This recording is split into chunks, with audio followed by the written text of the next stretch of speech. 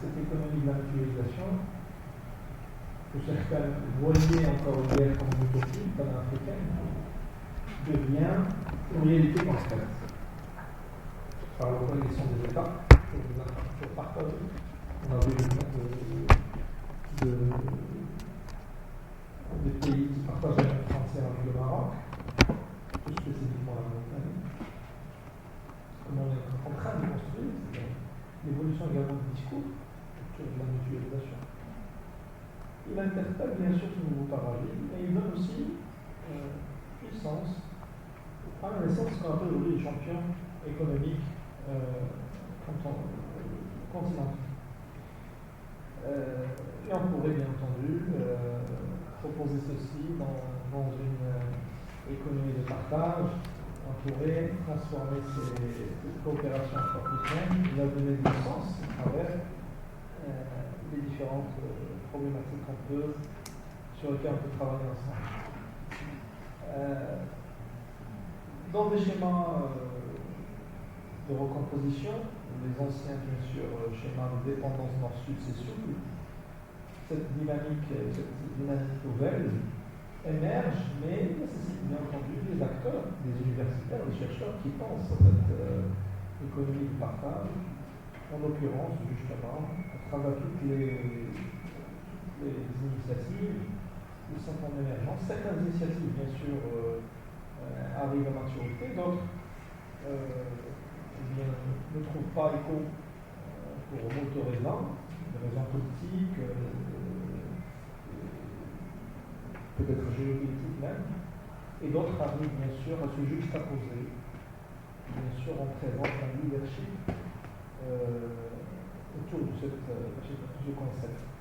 Donc j'ai hâte, bien entendu, avec mes étudiants, d'écouter le professeur Ahmed Chikondi, qui va partager avec nous une perspective que je trouve extrêmement intéressante, surtout pour les étudiants qui se cherchent, qui se projettent sur leur mémoire de recherche, mais également pour nos chercheurs, puisque l'économique et le politique s'imbriquent partout.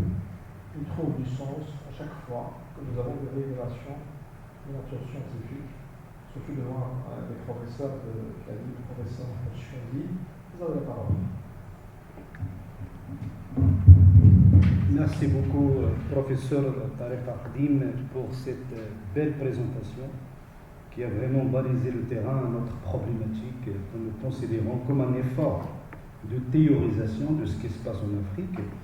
Je remercie aussi le professeur Moussa Malki, coordinateur du Master Géographie économique et politique de l'Afrique, de nous donner cette occasion pour venir exposer devant vous nos idées. Et ce sont des idées, il faut le dire, qui sont le fruit.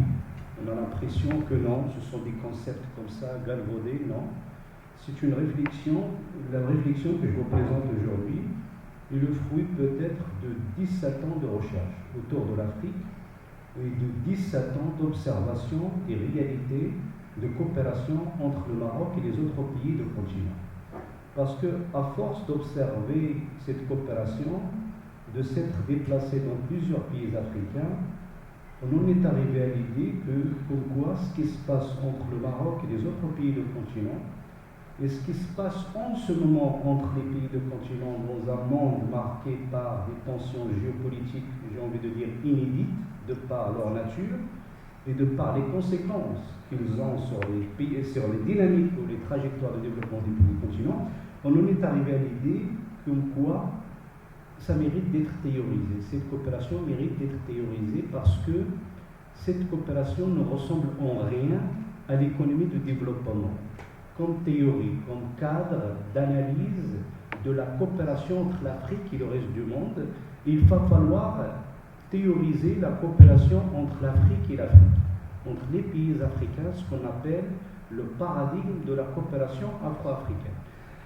Et donc, à force d'observer ces réalités, surtout les conventions, les accords signés entre le Maroc et plusieurs pays africains, et les dernières initiatives portées par le Maroc, ça nous laisse penser à une nouvelle économie, à l'émergence d'une nouvelle économie que nous appelons ici l'économie de mutualisation. Donc je vais vous expliquer ce que nous entendons par économie de mutualisation, sachant que l'idée ici c'est d'amorcer cette réflexion, c'est-à-dire vous peut-être en tant que futur doctorant, ou peut-être si jamais vous allez évoluer dans des administrations des entreprises, l'idée c'est de faire en sorte aussi que vous puissiez vous approprier ce concept et en faire un bon usage, c'est-à-dire le développer, parce que le concept il est en gestation. Donc la théorie, on ne fabrique pas, on ne construit pas une théorie du jour au lendemain. Ça nécessite beaucoup de travail et surtout un travail collectif. Ça nécessite de l'intelligence collective. Donc tout ça, Mziane, ça va. Si je vais trop vite, dites-le moi. Après, si vous voulez que de temps en temps, je reviens sur certains concepts, je parle en arabe, dites-le moi. Parce que l'idée, c'est qu'on puisse comprendre ensemble et avancer ensemble dans cette réflexion qui ne fait que commencer. Et donc, l'intitulé de notre intervention, c'est le nouveau paradigme. Tout à l'heure, j'expliquerai, je définirai les concepts. Parce que si on ne commence pas par définir les concepts, on ne comprendra pas ce que nous disons en quelque sorte. Parce que c'est quoi un paradigme? Et là, les paradigmes changent. Là, vous entendez beaucoup parler de ce mot ces derniers temps, comme quoi nous avons affaire à un nouveau paradigme. Tout simplement parce que nous avons été habitués à penser conformément à une seule logique peut-être. On a pensé le monde, on a pensé les réalités du développement des pays africains selon un mode d'analyse. Donc ce mode d'analyse est en train de changer. Donc le paradigme, c'est ce qui nous permet de comprendre et d'appréhender certaines réalités. C'est ça le paradigme. Et donc, le nouveau paradigme de la coopération afro-africaine vers une économie de la mutualisation. Donc, je vais vous présenter le schéma, comment je vais procéder pour vous expliquer ce que c'est cette économie de la mutualisation et comment cette économie de mutualisation prend place. Parce que dans le cadre de ce travail, je considère l'économie de la mutualisation comme une stratégie d'amélioration, de renforcement de la résilience des pays africains. صمود الدول الإفريقية. تعزيز صمود الدول الإفريقية لأن الدول الإفريقية أصبحت جد متأثرة بالتقلبات الجيوسياسية التي تقع على المستوى العالمي، وبالتالي يجب التفكير في تعزيز صمود الدول الإفريقية، تعزيز صمود الدول الإفريقية عن طريق الاستثمار في التعاون الأفرو إفريقي وما يسمى ما نسميه باقتصاد التعميم، l'économie de la mutualisation. L'économie de la mutualisation, c'est-à-dire le Maroc il va construire une infrastructure, on suppose que ce soit le port de Dakhla Atlantique, et des pays tels que le Mali, le Burkina Faso, le Niger, ils peuvent profiter de cette infrastructure. Donc il n'y a pas qu'un seul pays qui profite de l'infrastructure, c'est un ensemble de pays.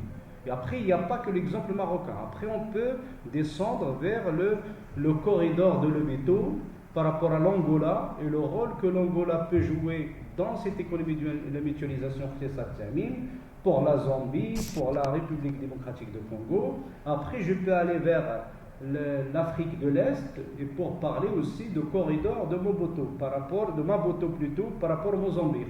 Le rôle que le Mozambique, les ports de Mozambique, de Maputo plutôt, jouent dans le désenclavement des pays, le désenclavement, c'est-à-dire فك العزلة على دول مثل زامبيا، زيمبابوي، الملاوي إلى ما ذلك. وبالتالي نحن في صدد الحديث عن شيء جديد، يعني عن واحد نظرية جديدة. إذن par rapport au cheminement, je vais commencer par vous parler des constats, parce que quand on fait de la recherche, on part toujours d'une problématique, d'une compréhension de contexte.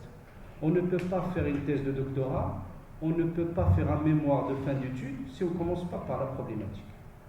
La problématique part de certains constats. Qu'est-ce que vous constatez? On constate quelque chose. Et le fait de constater nous permet de problématiser. Et le fait de problématiser nous permet de poser une question structurelle. Et le fait de poser une question structurelle nous permet de commencer à émettre des hypothèses. On dit voilà, pour résoudre ce problème, il va falloir peut-être mettre en place ceci, cela.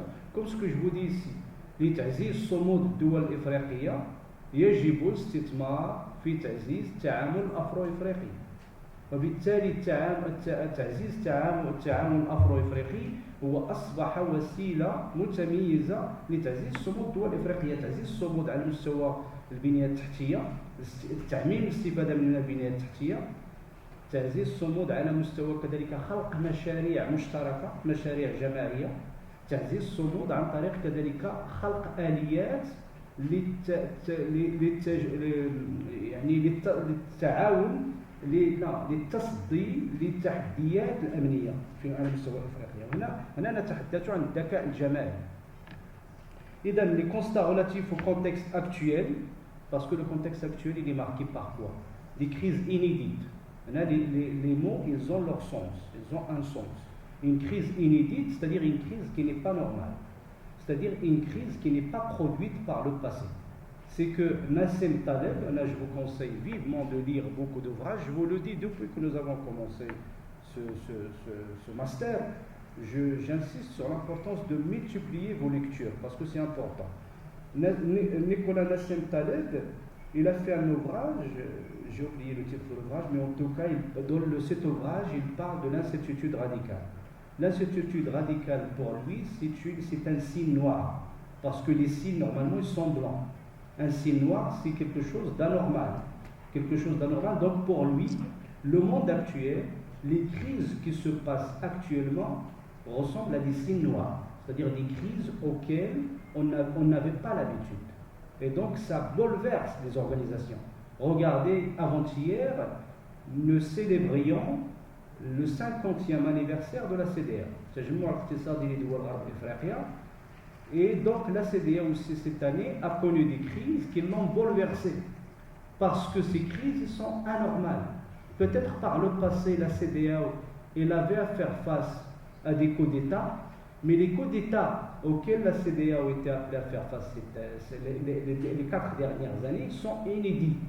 Inédits de par leur portée, parce qu'ils se sont produits dans un contexte international à son tour inédit, marqué par de bouleversements géoéconomiques et géopolitiques fondamentaux, les bouleversements. Et donc, il ne faut pas que je vous embrouille. L'idée, c'est que vous restiez concentrés avec moi sur ce que je défends comme hypothèse ici. Donc, le contexte relatif, les constats relatifs au contexte actuel, je vais vous en parler rapidement. Après, le deuxième élément, je vais parler du rôle du Maroc dans la coopération afro-africaine. Parce que le rôle, ce n'est pas pour sacrifier un message médiatique et de dire que le Maroc fait beaucoup en Afrique, mais empiriquement constaté, le Maroc fait énormément en Afrique. Je vous disais au tout début que nous avons visité plusieurs pays africains pour constater ce que font vraiment les opérateurs marocains. On a été jusqu'au Botswana, le Kenya, qui vient aussi de retirer sa reconnaissance de la pseudo-république, et ainsi de suite. Donc, ça veut dire que cette approche marocaine, il est en train de payer, il est en train d'apporter des résultats très importants. Donc, le rôle du Maroc dans la coopération afro-africaine, le Maroc, il donne l'exemple. Il donne l'exemple en matière de coopération afro-africaine, je vais le montrer. Pourquoi et comment. Après, je parle. Donc, le Maroc, quand il donne l'exemple, ce n'est pas à partir de rien. Et ça, c'est important de garder ça présent à l'esprit. Le Maroc donne l'exemple à partir d'une accumulation.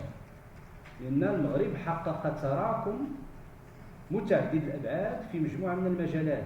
تراكم على مستوى مجموعة من القطاعات، هي مجموعة من التجارب التي يعني انطلاقا من بعض السياسات العمومية التي أعطت نتائج جد إيجابية على مجموعة من الأصعدة. وبالتالي فالمغرب أصبح يتقاسم هذه التجارب متعددة الأبعاد مع الدول الإفريقية. هذا جديد في إفريقيا، تقاسم التجارب. وبالتالي المغرب أصبح يعني بدون مبالغة هو واحد النموذج للاستلهام في القارة الإفريقية، وهذا شيء جديد. إذا le rôle du Maroc de la coopération afro-africaine, ici je vous parle de partage d'expérience et d'initiatives régionales. Le Maroc, au début, après avoir accumulé une expérience importante en matière de développement, il commence maintenant à prendre des initiatives de portée régionale. Il y a l'initiative de gazoduc, à un moment donné on l'appelait le gazoduc Nigeria-Maroc, maintenant le gazoduc Atlantique. L'initiative des pays africains riverains de l'Atlantique, الدول الإفريقية المشاطئة للمحيط الأطلسي. هذه المبادرات الجديدة هي تضع كذلك تساؤلات جديدة حول مستقبل التعاون الأفرو-إفريقي. لأن هي هو باراديغم جديد لتعزيز التعاون بين الدول الإفريقية. عندنا المبادرة كذلك ديال فك العزلة على دول الساحل. ليس فك العزلة ماشي غير على مستوى تمكين دول الساحل من الولوج إلى الأطلسي، هو فك العزلة راه كيكون متعدد الأبعاد، لأن في فك العزلة كاين كذلك تغيير السرد حول دول الساحل، لأن السرد le récit dominant autour des pays du Sahel il est négatif. Nous avons des perceptions négatives sur les pays du Sahel parce que nous voyons que ce qui est visible, on ne voit pas l'invisible, alors qu'au sein du Sahel il y a des dynamiques très importantes, il y a des richesses, il y a des ressources humaines et ainsi de suite. Tout ça on ne le voit pas parce que l'enclavement infrastructurel fait en sorte que les autres dimensions, les opportunités du Sahel soient passées au second plan en quelque sorte. Alors qu'en permettant aux pays du Sahel d'accéder à l'Atlantique, ça va révéler d'autres opportunités, d'autres avantages. Et donc ça va créer une dynamique basée sur le désenclavement multidimensionnel. Le troisième élément, je vous parlerai de l'économie de la mutualisation. L'économie de la mutualisation, j'y tiens vraiment. Parce que, comme je vous disais tout à l'heure, c'est le fruit de plusieurs années de recherche et ça nous fait sortir de cadre classique. Ce n'est pas pour nous éloigner de l'Occident, non. Il faut diversifier les partenaires et ainsi de suite, mais pour penser le cadre de coopération entre les pays du continent. Parce que nous sommes dans un monde, on va le voir tout à l'heure, marqué par une fragmentation géoéconomique, marqué par une instabilité de la gouvernance mondiale. L'Afrique, jusqu'à maintenant, elle a négocié son développement dans un cadre marqué par la stabilité de la coopération internationale, la stabilité de la gouvernance mondiale et les institutions qui régissent la gouvernance mondiale. Alors ce à quoi nous assistons maintenant, c'est le retour du protectionnisme et c'est une instabilité de la coopération internationale. Cette instabilité de la coopération internationale a des conséquences très négatives sur les pays du continent. Et donc il est important pour les pays du continent de renforcer leur résilience, pour se mettre à l'abri de toutes ces crises, en quelque sorte. Et donc en mettant en place leur propre modèle de développement, pourquoi pas. Il est temps pour l'Afrique aussi de devenir mondialisatrice. L'Afrique jusqu'à maintenant, il a été mondialisé. كانت معاولمة وليس فاعل مهم في العولمة. يعني إفريقيا ظلت يعني حبيسة واحد استيراد مجموعة من النماذج التنموية ومجموعة من القيود المتعلقة بالسياسات التنموية إلى ما ذلك. إفريقيا إلى حد الآن لم تستطع أن تبلور سياساتها يعني التنموية. بالتالي فهذا يسائل يعني مستقبل القارة ومستقبل كذلك الصمود في القارة. إذا l'économie de mutualisation, je parlerai de fondements théoriques, شنو هي الركائز النظرية ديال هذا الاقتصاد ديال التعميم. Et finalement les perspectives d'une économie de prospérité. Les constats relatifs au contexte actuel. Je vais aller vite. سوف أمر بسرعة لأن درناها حتى في الكور تطرقنا لهذه النقطة. Nous sommes dans un monde quand vous ouvrez les journaux, quand vous regardez les médias, vous écoutez les radios, ça ne parle que de la crise géopolitique mondiale. Il y a une exacerbation des tensions géopolitiques et géoéconomiques. Il y a des rivalités stratégiques entre les puissances. Ils n'arrivent pas à s'entendre. Ils sont en train de diverger sur tout. Et nous, on ne peut pas attendre, rester les bras croisés, attendre que les puissances se mettent d'accord. Parce que nous avons des jeunes, vous êtes jeunes, vous avez besoin de travail, vous avez besoin qu'on vous crée de plus en plus d'opportunités. Donc il faut qu'on se mette au travail. C'est ce que certains pays africains, c'est ce que la plupart des pays africains font en quelque sorte. Donc l'exacerbation des tensions géopolitiques et géoéconomiques entre puissances, et donc ça nous permet de parler d'une crise structurelle de la mondialisation. هي أزمة هيكلية ديال العولمة. لأن العولمة لحد الآن كنا كنعتبروها واحد النموذج ديال التعاون بين الدول، نموذج ديال خلق واحد الرفاهية مشتركة التي تساهم فيها وتنخرط فيها مجموعة من الدول، وإذا بالعولمة دخلت في أزمة هيكلية. لأن كاين الدول التي كانت فيما قبل تستفيد من العولمة كالقوى العظمى الكلاسيكية أصبحت يعني خاسرة، يعني نقولوا في العولمة، يعني فقدات الحصة ديالها في السوق العالمية أصبحت تتراجع بطريقة يعني مهولة، وبالتالي هذا أصبح مخيف لأنه هو يخلق تحديات على مستوى المنظومات السوسيو اقتصاديه للقوى العظمى الكلاسيكيه. وبالتالي فالعولمه هي في ازمه، هذه هي النقطه الاساسيه ديال هذا. النقطه الثانيه بالنسبه لي كونستا l'impact protéiforme de ces crises et tensions sur les dynamiques de développement. Yani ces tensions géopolitiques, elles ont un impact sur l'Afrique et sur les trajectoires de développement des pays africains. Regardez les dernières crises qui se sont produites. Je commence par la crise de 2008, c'est une crise financière. L'Afrique a été impactée par cette crise financière. La deuxième crise, c'était la crise de la pandémie de Covid-19. L'Afrique a été extraordinairement, au sens négatif de terme, impactée par la crise de Covid-19. Et la preuve en est que la plupart des pays africains se sont retrouvés lourdement endettés. Le taux d'endettement des pays africains a beaucoup augmenté. Et donc, ça pose des problèmes. Ça pose des problèmes par rapport au financement du développement. Les pays africains, quoi qu'on en dise, ils ont un petit budget. Les budgets des États africains sont étroits. Et donc, quand les crises frappent à leur porte, ils viennent affaiblir ce budget qui est déjà étroit. Ce qui fait que ça entrave les dynamiques de développement des pays africains. L'impact protéiforme de ces crises et tensions sur les dynamiques de développement en Afrique. Et donc, la plupart des pays africains, quand on voit la crise de 2008, la crise de la pandémie de Covid-19, le coronavirus, quand on voit la crise actuelle géopolitique qui a produit des problèmes au niveau des chaînes d'approvisionnement, des problèmes au niveau des chaînes de valeur, la plupart des pays africains en ce moment, ils se concentrent sur quoi? Sur le court terme. Tout ce qui se rapporte à la sécurité et tout ce qui se rapporte à l'accès à l'alimentation et ainsi de suite. Alors que pour qu'on puisse relever les défis d'un continent qui devient de plus en plus important et imposant d'un point de vue démographique, il faut s'atteler sur la tâche la plus structurelle qui est celle du développement. Et le développement requiert l'investissement dans le long terme.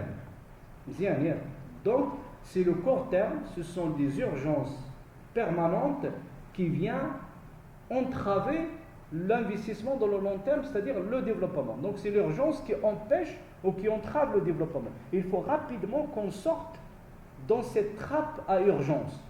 Si les pays africains restent dans la trappe à urgence, ça va être catastrophique. On ne va pas entrer dans la nouvelle mondialisation, parce qu'il y a une nouvelle mondialisation qui se prépare. Il y a une nouvelle gouvernance mondiale qui se prépare. C'est-à-dire, l'Afrique devrait prendre sa part et sa place dans la nouvelle gouvernance mondiale. Mais si elle reste prisonnière de l'urgence, elle ne pourra pas. Parce que ça restera toujours un continent assisté, qui en demande d'aide et ainsi de suite. Donc, il ne saura pas se repositionner, parce que les crises aussi, il y a de négatif dans la crise comme il y a de positif. Le négatif, c'est que la crise empêche l'investissement dans le développement. Le positif, c'est que la crise peut être vue comme une opportunité. Comme la crise des tensions géopolitiques actuelles, c'est une opportunité pour que les pays africains se repositionnent dans la mondialisation et dans la gouvernance mondiale. Et la preuve en est que c'est pendant ces crises inédites que l'Afrique a pu accéder à un statut, à un siège au sein du G20. Donc vous voyez, dans la crise, il y a Edgar Morin qui dit que dans le péril, croient ceux qui sauvent. Il ne faut pas voir dans la crise que quelque chose de négatif aussi. Parfois la crise peut être positive. À partir du moment où elle peut être positive, à partir du moment où il nous réveille, il nous éveille, il nous réveille dans notre sommeil. Regardez la crise de Covid-19, la manière dont elle a été gérée par les pays africains. Les pays africains, ils ont été toujours dans la demande et ainsi de suite. Pendant le Covid-19, on a vu que les États, ils avaient tendance à l'égoïsme et donc les pays, ils ont commencé à apprendre à compter sur eux-mêmes en quelque sorte. Et en comptant sur eux-mêmes, ils ont découvert le génie local, l'importance du génie local, l'importance des processus d'innovation nationaux et ainsi de suite. Donc je ne vais pas m'attarder davantage sur ces éléments. Et donc, le troisième élément, c'est que les défis innombrables de continents. Donc nous avons affaire à un continent qui fait face à des défis innombrables. Énormément de défis démographiques, il faut des infrastructures sanitaires, routières, des infrastructures aéroportuaires, portuaires, il faut mettre en place des dispositifs pour pouvoir permettre à l'Afrique de s'industrialiser, il faut que l'Afrique investisse dans le rattrapage par rapport à tout ce qui est intelligence artificielle, et il faut que l'Afrique sache tirer meilleur profit de ses ressources humaines importantes. Il n'y a de richesse que d'hommes. Et nous avons il y a beaucoup c'est-à-dire une population importante en Afrique. C'est une population à 75% jeune, qui a moins de 25 ans. La vraie richesse est en Afrique, pas ailleurs. Et donc les pays africains heureusement qu'ils commencent à entrevoir l'évolution démographique comme une opportunité, la voir comme une opportunité. Ça, c'est important. Et donc, d'où l'importance, donc tous ces éléments-là nous amènent, donc le constat m'amène à l'idée comme quoi la coopération afro-africaine peut être importante, à partir du moment où il va permettre de réinventer l'intégration continentale. Regardez, la plupart des pays africains, y compris les pays d'Afrique anglophone, le Kenya, ils commencent à comprendre l'importance de la coopération afro-africaine. Le Nigeria commence à comprendre l'importance de la coopération afro-africaine. Auparavant, on était dans une logique de panafricanisme révolu, de libération. La plupart des pays africains, ils sont restés depuis l'indépendance, pendant 40 ans après l'indépendance, prisonniers d'une idéologie stérile, alors que la plupart des pays de continent en ce moment sont en train de se reconvertir, sont en train de se reprogrammer, en entrant dans une nouvelle dynamique que j'appelle le panafricanisme de développement.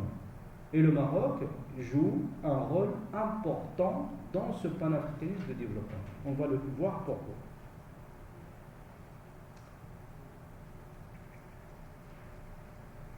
Donc j'ai des images que je vous ai déjà montrées. Quand vous lisez un peu, je vous avais demandé de lire les rapports de Fonds monétaire international et ainsi de suite, des images qui nous montrent un monde fragmenté, donc la fragmentation géoéconomique, c'est-à-dire il y a l'incertitude, des bouleversements des plaques tectoniques, on voit ce qui se passe entre Trump, les États-Unis d'Amérique et le reste du monde par rapport aux tarifs douaniers, donc le retour de protectionnisme. Alors qu'auparavant, on parlait, les théories les plus dominantes, c'était celles qui renvoyaient à l'importance de libre-échange. Donc je vous ai parlé des défis démographiques de l'Afrique. La part de l'Afrique. L'Afrique est un géant au niveau de la superficie. L'Afrique, c'est un géant plutôt au niveau de sa population. En 2050, on a déjà dit, nous serions 2,5 milliards d'habitants. Mais quand on voit la part de l'Afrique dans les flux d'investissement direct à l'étranger, par exemple, si je prends les chiffres de 2024, l'Afrique, à votre avis, quelle a été la part de l'Afrique dans le total des ZDE en 2004? Le total, c'était 1300 milliards de dollars. L'Afrique, il en a reçu combien, à votre avis? Sur les 1300 milliards de dollars. L'Afrique, le géant. Regardez, je présente l'Afrique comme étant un géant démographique, un géant économique. On a déjà parlé des ressources énergétiques, stratégiques, c'est-à-dire l'Afrique est un géant au regard de ces éléments-là. Mais ce géant-là, en principe, est-ce que ce gigantisme africain se reflète dans les flux financiers, dans les investissements en direction de l'Afrique? À votre avis, c'était combien? Sur 1300 milliards de dollars, combien l'Afrique a-t-elle reçu en 2024? Même pas. On aurait aimé. C'était 53 milliards. Donc c'est l'équivalent de 3%. C'est-à-dire c'est négligeable, c'est infinitésimal, donc il y a des efforts à faire. Il faut continuer à investir dans la coopération afro-africaine, structurer l'espace d'une manière collective pour attirer de plus en plus d'investissements. Et sortir de récits négatifs. Parce que les investisseurs, quand il n'y a que des perceptions négatives, après ces perceptions sont converties en notations. Quand on perçoit négativement le Sahel, on dit voilà, si jamais les pays de Sahel, le Mali, le Niger, le Burkina Faso veulent accéder aux marchés financiers internationaux, donc on va leur faire un taux d'intérêt de 18%, parce qu'ils sont considérés comme étant des pays à haut risque. Mais si jamais on articule, on connecte les pays de Sahel à cette logique atlantique, à cette intelligence collective atlantique, en les insérant dans une nouvelle dynamique, donc bien évidemment, les perceptions sur le Sahel vont changer. Et donc indirectement, le coût de financement des pays de Sahel va baisser. Et donc ça va alimenter de nouvelles dynamiques. Vous voyez, tout est lié, tout est connecté. Mziane, ça va. Donc la part de l'Afrique, malgré ses ressources, son potentiel démographique, la part de l'Afrique dans les flux du ZDE est négligeable. On l'a déjà dit, 3%, alors que la part des pays en voie de développement est de 65%. Donc les pays en voie de développement qui étaient dans les mêmes conditions de départ les pays d'Asie du Sud-Est, que l'Afrique, dans les années 1950, ils reçoivent l'équivalent, normalement, ils reçoivent plus de 600 milliards de dollars. Donc il y a un problème structurel en Afrique. L'Afrique, qui contient la majeure partie des pays en voie de développement, n'en reçoit que 6,11%. D'où l'urgence de l'intégration continentale. Donc, objectif de la conférence. دي la conclusion.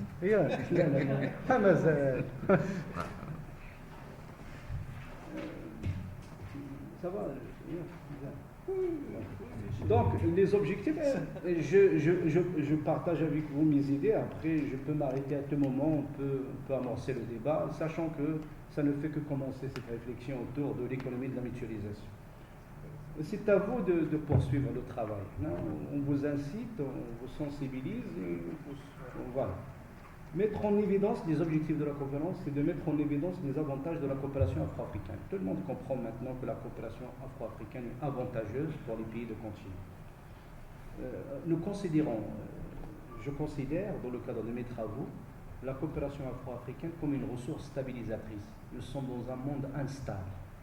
Le monde instable rejaillit négativement, comme je le disais tout à l'heure, dans l'Afrique, de plusieurs façons. Au niveau de l'endettement, la géopolitique, au niveau des rivalités, parce qu'on a vu, depuis le Covid-19 jusqu'à il y a un mois, l'Afrique était prisonnière encore d'une logique de spectre sécuritaire. On avait assisté au retour de spectre sécuritaire, et on a vu après le retour de Trump, on voit que les Américains, les États-Unis d'Amérique, ce qui les intéresse maintenant, c'est la diplomatie économique.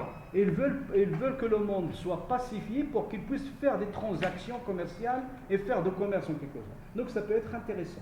Donc on est en train de sortir peut-être progressivement de ce spectre sécuritaire.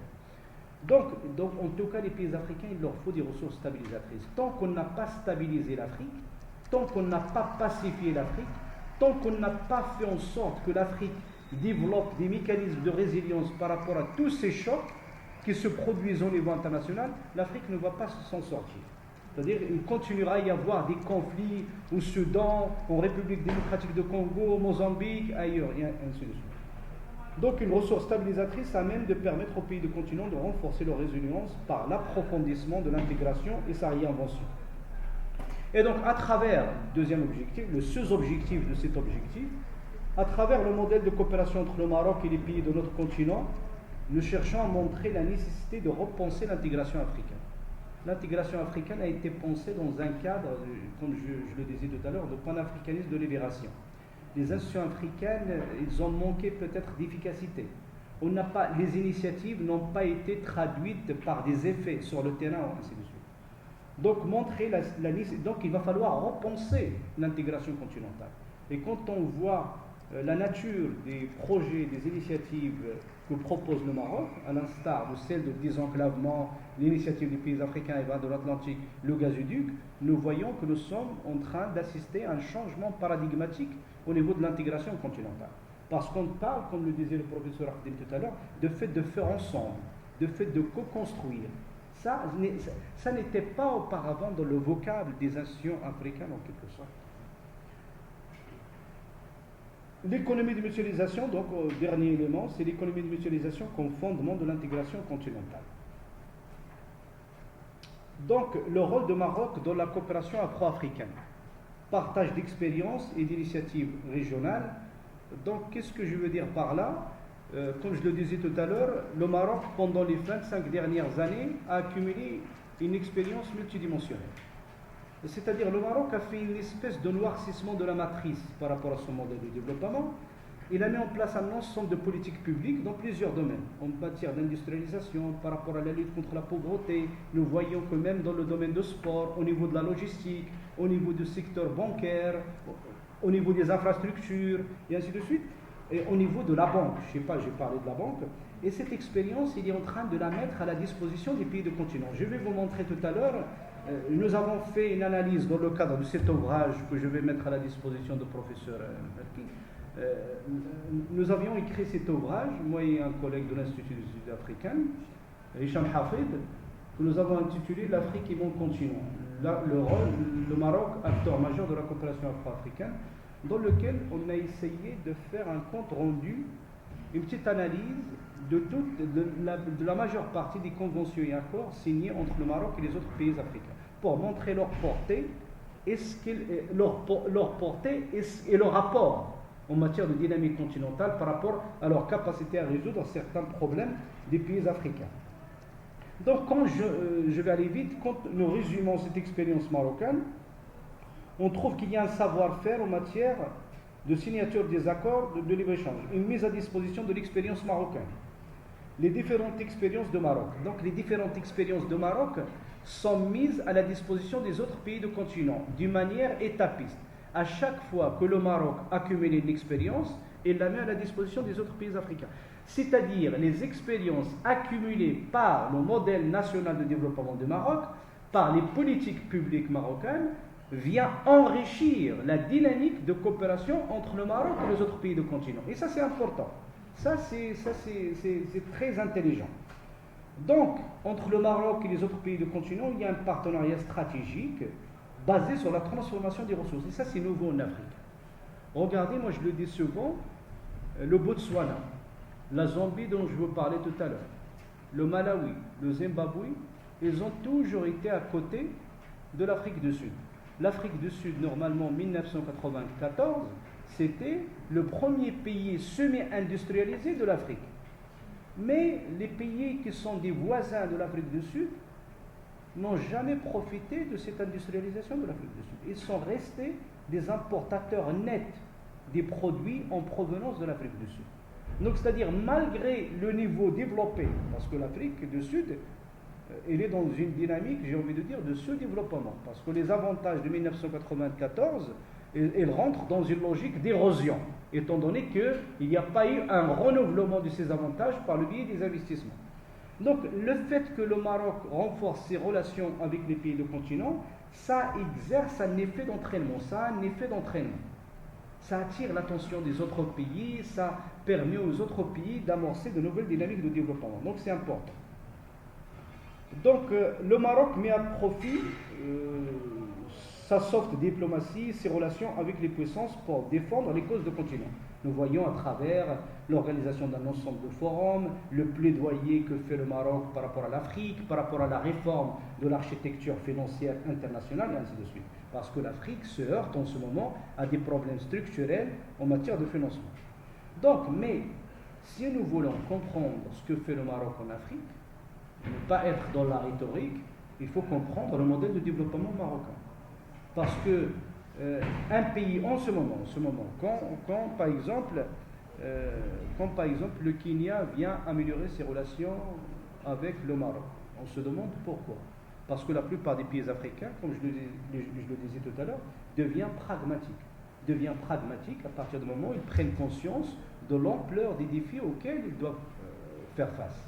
Et donc, du coup, les pays africains sont en quête de modèles qui peuvent les inspirer, sont en quête des partenariats gagnants-gagnants, qui peuvent leur faire gagner quelque chose, en termes d'expérience de développement, en termes de financement, en termes c'est-à-dire de solution de certains problèmes liés à l'industrialisation, liés à la pauvreté, et ainsi de suite. Donc, le point de départ, pour quiconque voudrait étudier le modèle de coopération afro-africaine, par rapport au Maroc, c'est d'abord comprendre le modèle de développement marocain. Parce que le fait d'étudier le modèle de développement marocain nous permet de savoir ce que le Maroc a accumulé. En quoi l'expérience marocaine est enrichissante pour l'Afrique. En quoi l'expérience marocaine est, même d'un point de vue sécuritaire, j'ai oublié tout à l'heure de vous parler de la chaîne sécuritaire. Maintenant, par rapport au Maroc, on parle de la chaîne sécuritaire. Le Maroc a accumulé une très bonne expérience. Déjà en contribuant en tant que aux forces de maintien de la paix, et maintenant le Maroc aussi, au-delà du maintien de la paix, il y a l'aspect sécuritaire lié au renseignement et d'autres domaines. Donc ça veut dire qu'il a une bonne expérience en la matière. Donc, quand j'étudie rapidement le modèle de développement marocain entre 2000 et 2024, je vais aller vite, qu'est-ce que j'en déduis? D'abord, plusieurs constats. Le premier, c'est que c'est un modèle basé sur l'activation de plusieurs leviers. Il y a la gouvernance, il y a eu des réformes institutionnelles importantes. Le Maroc a investi aussi ces dernières années, on le voit. Parce qu'il y a eu, avant que le Kenya ne prenne cette nouvelle position, il y a eu beaucoup de délégations kenyanes qui se sont déplacées au Maroc pour constater de visu, parce qu'il n'y a rien de tel que ce qui est visible en quelque sorte. Donc nous avons, c'est-à-dire la plupart des délégations nigériennes, kenyanes, zambiennes, ils ont constaté que c'est un Maroc qui a évolué au niveau des infrastructures. Et ça, c'est la résultante de ce modèle de développement. Donc les infrastructures, en matière de développement humain, on voit qu'il y a des changements importants grâce à une politique, l'initiative nationale de développement humain. Il a eu des retombées positives. Le Maroc, on va le voir tout à l'heure dans la répartition des accords et conventions signés entre le Maroc et les autres pays du continent, on voit que cette expérience que le Maroc a accumulée en matière de développement humain, c'est-à-dire d'amélioration des capacités, il est en train de la mettre à la disposition de plusieurs pays africains. Quand on va au Gabon, quand on va au Sénégal, Mali, la Côte d'Ivoire, nous constatons cette expérience générée par l'initiative nationale de développement humain que le Maroc il est en train de mettre à la disposition des autres pays. Donc c'est de palpable, c'est de tangible. Donc ça c'est le premier constat. Le deuxième constat, c'est un modèle qui repose sur une vision. Un pays africain qui n'a pas de vision ne saura pas où il va. Il peut diversifier les partenaires, mais la diversification des partenaires dans un contexte d'absence de vision ne sert à rien, n'apporte rien en quelque sorte. Donc la vision est primordiale. Et donc le modèle de développement marocain, il repose sur une vision. C'est quoi cette vision? Consiste à savoir comment tirer meilleur profit de l'insertion dans les chaînes de valeur. Parce que le Maroc, c'est positivement inséré dans les chaînes de valeur, en développant ce que nous avions appelé à l'époque les nouveaux métiers mondiaux. L'automobile, l'offshoring, des chaînes de valeur tout en opérant des réformes internes, structurelles et multidimensionnelles. Et donc on peut dire en la matière que le Maroc a su tirer profit de la dernière vague de la mondialisation. Pourquoi je dis la dernière vague de la mondialisation? Parce que tout à l'heure je parlais de la crise structurelle de la mondialisation. Donc le Maroc, on peut dire, je ne vais pas dire qu'il a échappé belle en matière d'insertion dans les chaînes de valeur mondiales, mais le Maroc a su tirer profit de cette tendance des chaînes de valeur mondiales. Maintenant, les chaînes de valeur mondiales sont dans une phase de resserrement. Sont dans une phase de recentrage, de resserrement et de remise en question, j'ai envie de dire. Troisième constat, c'est que c'est un modèle qui s'appuie sur des acteurs. Il y a beaucoup d'acteurs. Quand on va en Afrique, on voit qu'il y a la vision. Par exemple, les opérateurs marocains, après avoir accumulé de l'expérience au Maroc, le domaine de la banque, il fallait d'abord faire des réformes du secteur bancaire marocain. Ces réformes opérées au niveau du secteur bancaire marocain l'ont rendu très compétitif. Cette compétitivité a fait en sorte que les banques marocaines soient capables ou aient été capables d'aller s'aventurer en Afrique pour apporter leur expérience aux autres pays du continent. Quand on va au Gabon, on voit que les banques marocaines sont présentes et ils jouent un rôle très important dans l'amélioration de taux de bancarisation. Quand on va au Cameroun, on voit que les banques marocaines sont là, ils jouent le même rôle. Mais en plus maintenant, les banques marocaines, de par leur présence par exemple dans l'espace de pays de l'Afrique de l'Ouest, la CEDEAO au niveau de l'UEMOA, les banques marocaines jouent un rôle très important en matière de réseautage bancaire. Et nous sommes dans un contexte de mise en place de la zone de libre-échange continentale. Il ne peut pas y avoir d'échanges commerciaux entre pays africains sans la participation des banques. Ce sont les banques qui facilitent les transactions. Ce sont les banques qui vont participer à cette plateforme de paiement qui a été mise en place par le secrétariat de la ZLECA. Ça va? L'usage de la lumière sur la télé. Oui, bien sûr. Très important. Ça va, c'est bon. Donc les acteurs.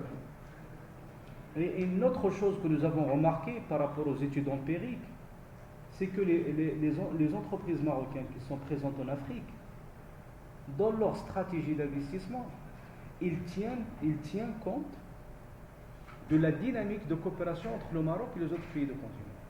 C'est-à-dire une banque, ça c'est pas habituel par rapport à la gouvernance d'entreprise. D'habitude, l'entreprise, il va investir dans un pays, il va investir parce qu'il y a un marché important, parce que le pays offre des incitations importantes, et c'est tout, ça s'arrête là.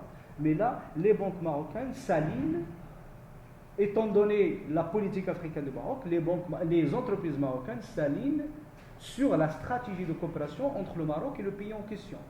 Et en même temps, dans leur stratégie d'investissement, ils tiennent compte des impératifs de développement du pays en question. Et ça, c'est nouveau. Rien que ça mérite de faire l'objet d'un mémoire de fin d'études. Donc, c'est un modèle aussi, un autre constat qui valorise des secteurs. Je vous ai parlé beaucoup de secteurs, le BTP, l'agriculture, l'industrie, les services, et tout ça, ce sont des secteurs dans lesquels le Maroc a accumulé de l'expérience. Si on n'a pas d'expérience, on ne peut pas participer à la coopération afro-africaine. C'est pour ça que l'Algérie se retrouve bloquée en ce moment. Au lieu d'investir dans le développement, il a investi dans l'idéologie. Et donc, on se retrouve à un moment donné à l'Union africaine où chaque pays doit sortir son expérience et son développement parce que l'Afrique a besoin des solutions. L'Afrique n'a pas besoin d'idéologie. Et là, c'est fini. Même le Kenya l'a dit récemment, d'une manière implicite. Le Kenya dit que c'en est fini d'idéologie. Moi, je veux rendre ma politique étrangère beaucoup plus pragmatique. Je veux des réponses aux problèmes qui se présentent sur le terrain. J'ai des jeunes qui veulent des opportunités d'emploi, j'ai des entreprises qui veulent vendre en Afrique, donnez-moi des solutions. Et je vois que le Maroc, il peut m'aider à trouver des éléments de réponse à ces problèmes. Et donc, je vais coopérer avec le Maroc. D'une manière pragmatique et logique et réaliste, je vais coopérer avec le Maroc. Pour mon propre intérêt. C'est important. C'est une transformation radicale à laquelle nous assistons en Afrique. Donc, on voit que le Maroc aussi joue un rôle très important dans la promotion de la paix, l'économie sociale et solidaire, la culture. Donc, chaque fois qu'il y a ça c'est important aussi. Chaque fois qu'il y a une accumulation d'une expérience au niveau national, elle est continentalisée. Elle est mise à la contribution des autres pays de continent. C'est important. Si tous les pays africains faisaient de la sorte, on serait un continent très développé. C'est-à-dire, chaque fois qu'il y a un pays africain qui accumule une expérience, il va la mutualiser, ce serait intéressant. On n'a pas fait ça, hélas. Exactement. Et le coût des politiques publiques, d'élaboration des politiques publiques. Donc, exploitant l'effet d'accumulation, chaque expérience, chaque expérience donne lieu à une accumulation qui est mise à profit par une montée en gamme et d'échelle. C'est-à-dire, la coopération afro-africaine, d'abord, le Maroc accumule des expériences qu'il les met au service de la coopération afro-africaine, et la coopération afro-africaine vient mettre une pression sur le modèle de développement marocain. Elle l'interpelle. Donc le modèle de développement marocain devient incrémental. Il est amélioratif. À chaque fois, on est obligé, parce qu'on s'érige pas au modèle, on s'érige en bel exemple de coopération, donc ça vient mettre une pression sur notre matrice de développement, et donc à chaque fois, on est à la recherche de nouvelles solutions. À chaque fois, on se met dans une dynamique basée sur l'innovation. Et donc ça, c'est important. C'est-à-dire, c'est une coopération qui est développementiste, j'ai envie de dire. Donc, en mettant en avant la culture d'évaluation, le Maroc ne signe pas des accords et conventions avec les pays africains pour le plaisir. Il ne vient pas faire des promesses genre je donne $1 million à l'Union africaine. Non. Le Maroc, c'est-à-dire à chaque fois qu'il signe des accords et conventions, il fait en sorte qu'ils soient implémentés. Et ça, nous constatons ça de visu. Ce n'est pas parce que nous sommes marocains, nous sommes pro-Maroc que nous disons ça. Nous avons constaté ça de visu. Quand on va sur le terrain, on voit que à chaque fois qu'il y a la signature des accords de convention, on fait en sorte que ça se traduit par des résultats. Ça donne lieu à des résultats. Donc, dans le modèle de coopération afro-africaine prôné par le Maroc, il y a l'évaluation, la culture d'évaluation occupe une place importante.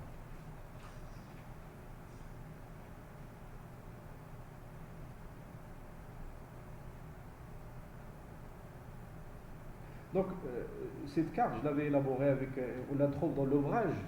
On voit que c'est ça ce que j'appelle le noircissement de la matrice. On voit le continent, on voit l'Afrique du Nord, l'Afrique centrale, l'Afrique de l'Est, l'Afrique australe. Les opérateurs marocains sont présents dans toutes les sous-régions. Et ça, c'est important.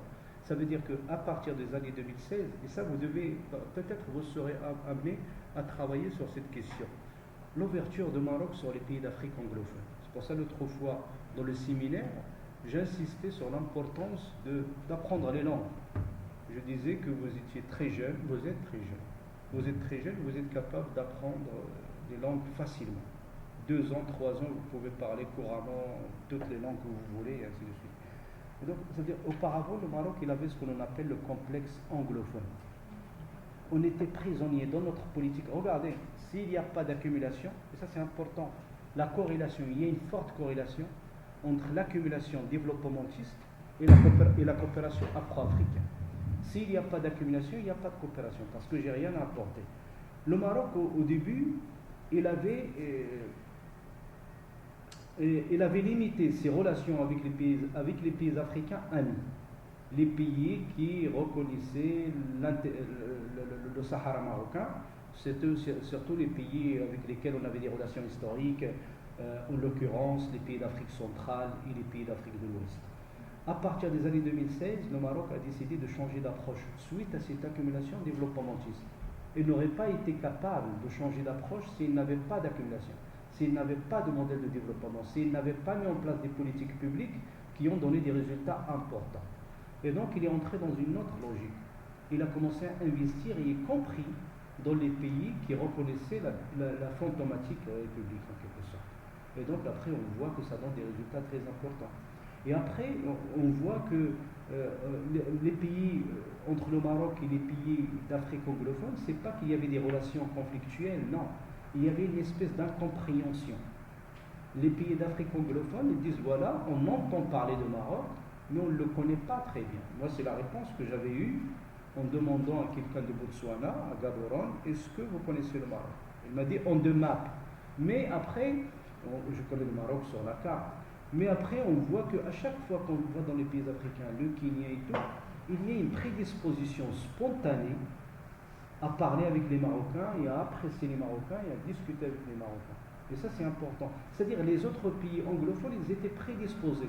Sinon, peut-être qu'ils n'étaient pas prêts en termes de développement. Quand le Maroc a décidé de changer d'approche, ça commence à donner des résultats très importants. Je parlais tout à l'heure des délégations zambiennes, nigériennes qui se sont déplacées. Oui, le Ghana, nous avons vu le Ghana aussi. Donc voilà, c'est-à-dire ce changement d'approche géoéconomique s'est opéré à partir des années 2016. Donc il a donné des résultats très importants.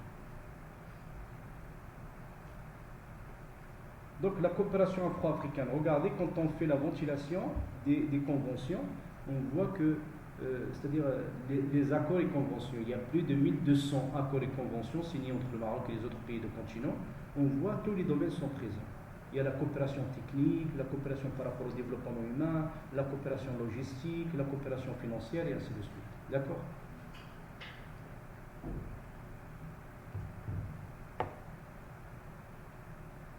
Le gazoduc africain atlantique, on en a parlé, c'est intéressant, c'est une initiative régionale qui regroupe 15 pays. Et l'idée, c'est de mutualiser une infrastructure. Il y a un gazoduc, le Nigeria, il a énormément de réserves de gaz, mais avant, le gaz nigérian, il était brûlé, faute d'exploitation, parce que les infrastructures pour le transporter, pour l'exploiter, coûtent énormément cher. En plus des problèmes d'insécurité dans le golfe de Guinée, donc le Nigeria n'arrivait pas à exploiter son gaz. Le Maroc et le Nigeria, à partir de 2016, suite à la visite de Sa Majesté à Abuja, ils ont décidé de lancer ce projet. Beaucoup de personnes, beaucoup de pays considéraient ce gazoduc comme étant un projet chimérique, un projet qui est impossible d'être réalisé, ainsi de suite, mais là on voit au jour le jour que le projet avance à pas de géant en quelque sorte. Donc, c'est une nouvelle initiative qui nous fait entrer dans ce nouveau paradigme d'intégration continentale qui consiste à mutualiser les infrastructures. Et en plus, le Sénégal et la Mauritanie viennent de découvrir des gisements importants. Ces gisements sont entrés en exploitation. Et ça, c'est important, je vais vous le montrer tout à l'heure. Les deux pays, c'est la première fois aussi que ça se produit en Afrique. Les deux pays, plutôt que de se faire la guerre, parce que c'est ça, c'était le cas, on était habitué à ces scénarios en Afrique. Quand on découvre les ressources naturelles, c'est fini, c'est la guerre. Cette fois-ci, les deux pays, ils ont découvert des gisements importants au large de la Mauritanie et du Sénégal. Ils ont décidé d'investir dans l'économie de la mutualisation.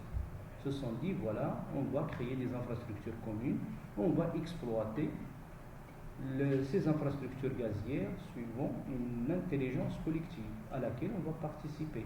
Et le Sénégal et la Mauritanie, ils ont signé le mémorandum d'entente pour rejoindre le projet de gazoduc. Donc ça veut dire qu'on a une infrastructure qui va être mutualisée et cette infrastructure, il va traverser 15 pays d'Afrique de l'Ouest. Et donc il n'y a pas qu'un...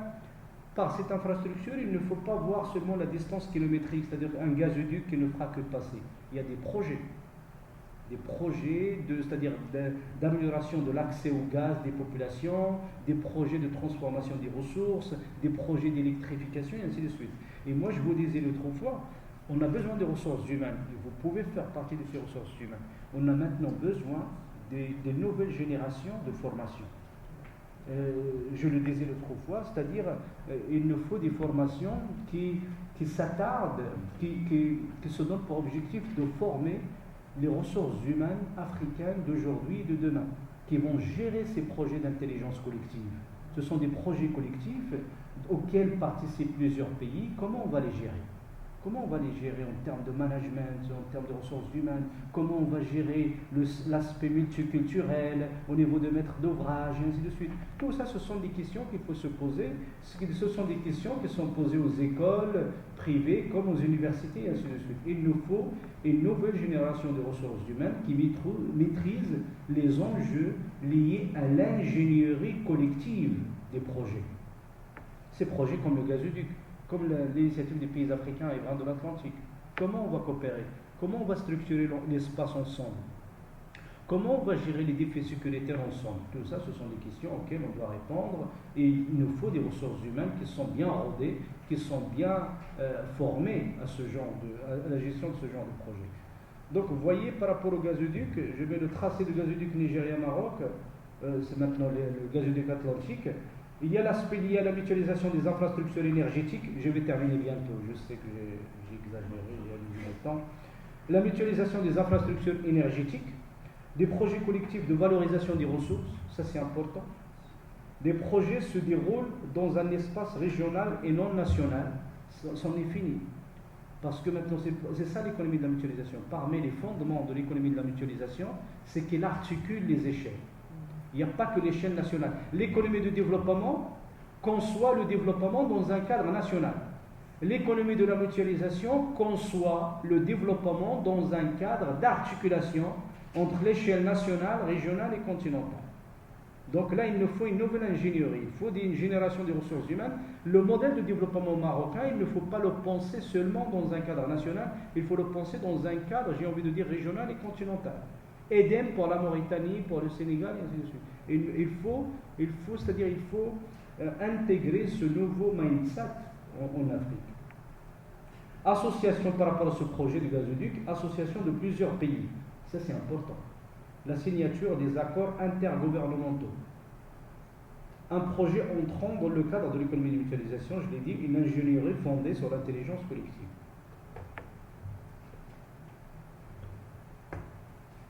Après, nous avons l'initiative de désenclavement des pays du Sahel. J'en ai déjà parlé. Je peux y revenir tout à l'heure lors des questions.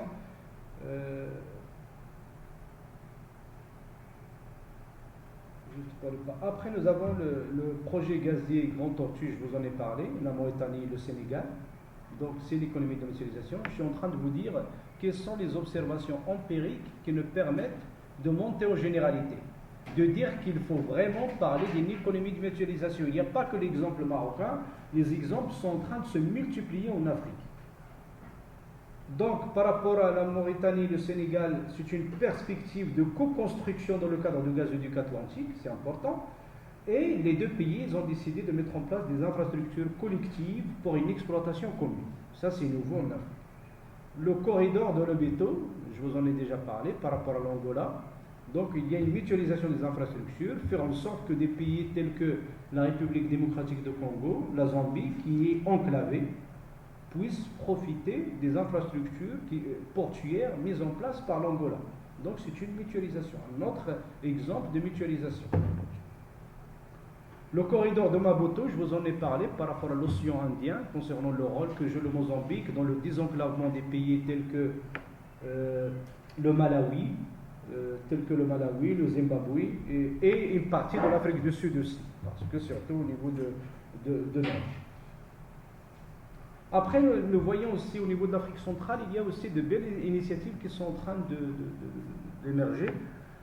Pendant la transition au Gabon, le pays a été confronté à des problèmes liés à des pénuries d'électricité. C'est comme ça que les deux pays, c'est-à-dire la Guinée équatoriale qui a des frontières avec le Gabon de côté de nord de Gabon, ils ont décidé, le Gabon et la Guinée équatoriale, ils ont décidé de mettre en place une interconnexion électrique. Ça, c'est une mutualisation. J'ai une infrastructure, je peux la mettre au service d'un autre pays.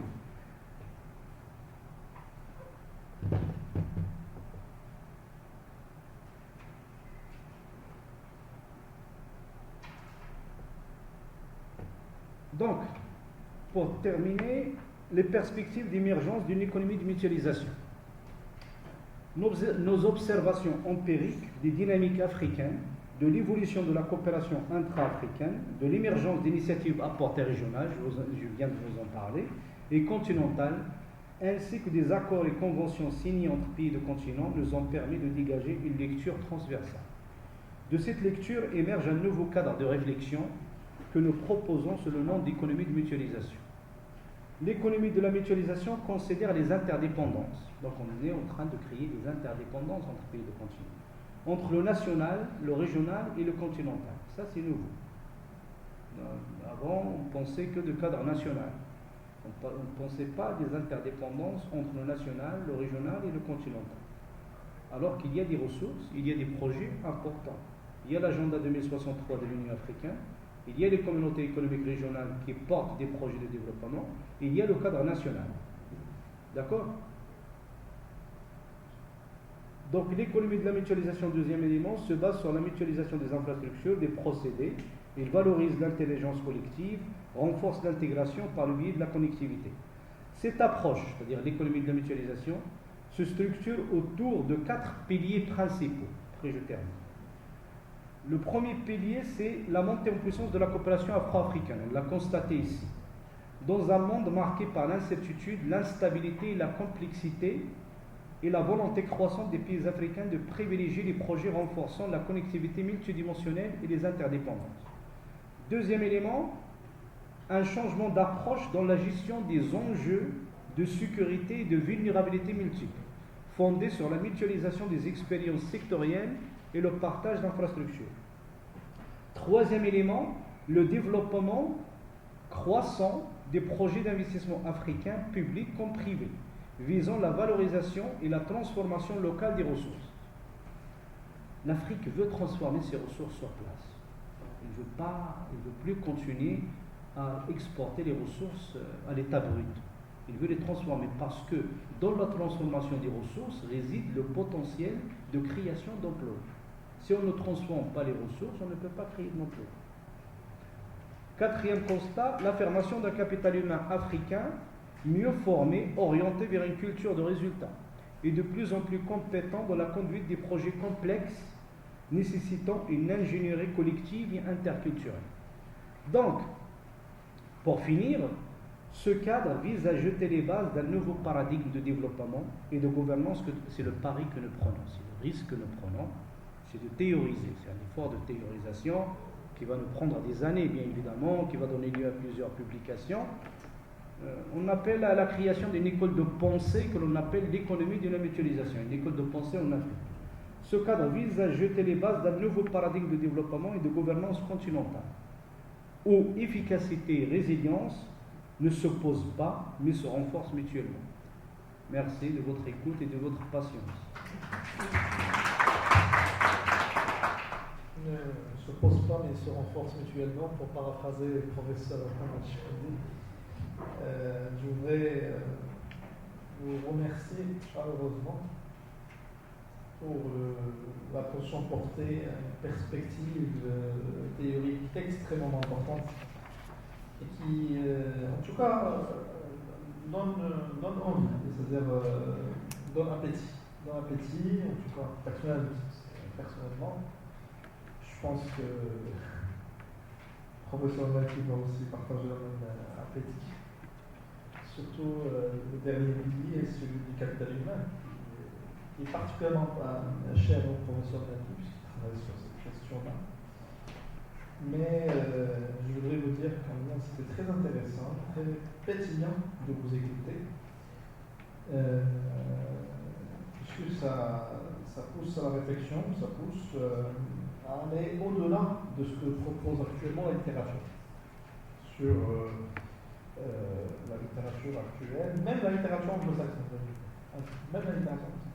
C'est-à-dire que penser au-delà de perspectives théoriques actuelles. C'est pour ça que je vous remercie. Encore une fois, je remercie le professeur Naki de m'avoir associé à ce séminaire. Je donne la parole à la salle. Bien sûr, j'ai des questions. J'ai des questions, mais je vais les laisser après avoir écouté la salle. Donc, vous avez la parole, cher étudiant. Et bien sûr, c'est à moi aussi.